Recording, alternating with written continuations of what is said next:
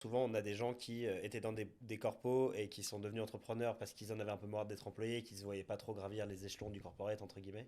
Toi, tu as un peu l'inverse. Aujourd'hui, tu montes un peu en grade, entre guillemets, au sein d'Academic Work. C'est assez intéressant. Comment tu commençais justement de passer d'entrepreneur un peu libre, un peu avec tous les problèmes de tous les jours, à au final être dans une structure forcément plus politisée, forcément où il y a des décisions qui doivent être prises avec des plus grands groupes, où c'est potentiellement un peu plus lent. Bon, tu disais que ça te rassurait quelque part parce que tu avais moins de pression. Quels sont peut-être les avantages et les inconvénients de ça? Ouais, bah, enfin, de manière générale, c'est assez frustrant quand il y a beaucoup de gens qui doivent participer avec enfin, plus la machine est grosse, plus c'est difficile à faire avancer, quoi. Donc, moi, j'ai une personne assez impatiente, donc c'est sûr que j'ai envie que ça avance plus vite. Après, il y a beaucoup d'avantages. Enfin, si tu trouves que les gens avec qui tu travailles de manière générale sont des gens intelligents, qui t'apportent une perspective un petit peu différente, qui ont différents points de vue, enfin,